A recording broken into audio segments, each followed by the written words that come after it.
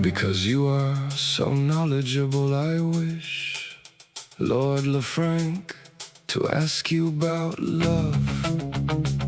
For I want to learn, and I am afraid of faltering at the first attempts. Which do you prize more? Conquering a worthy lady through great wisdom, or that prowess advances you so much that you are made joyful by her? Simon, I am not as I used to be, for I once thought mistakenly that knowledge should guide the lover. But now I leave that belief behind, for love nourishes joy, and their great sense cannot dwell. For with free will of a bold heart, love goes forward, and great sense is its enemy.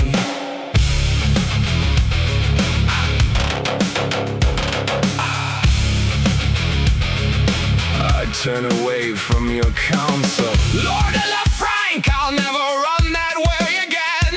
For you abandon sense for folly, and from folly boldness is born with huge leaps.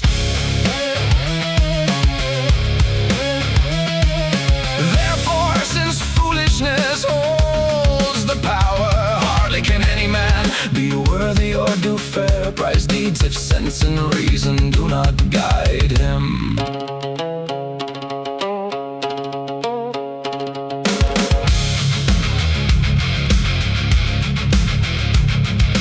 Folly neither pleases me, nor do I welcome it. May it never give me such a hue.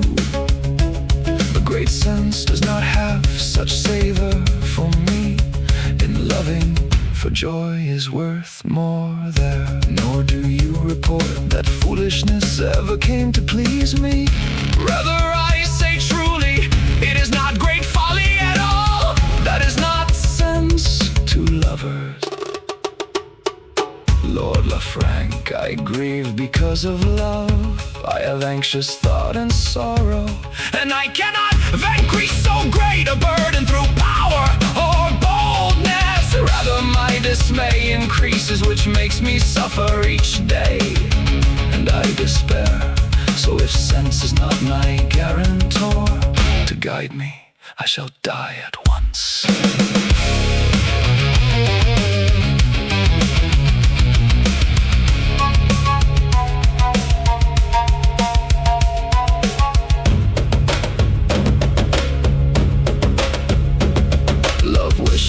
That a friend's heart bud with joy, worth, and valor, and with fair company every day, and great sense is grief and anguish to him, and he grows angry.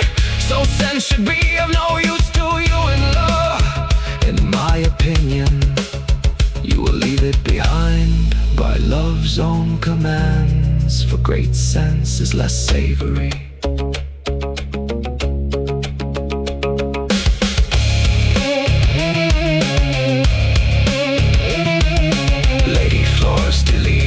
Worth and wisdom in her power.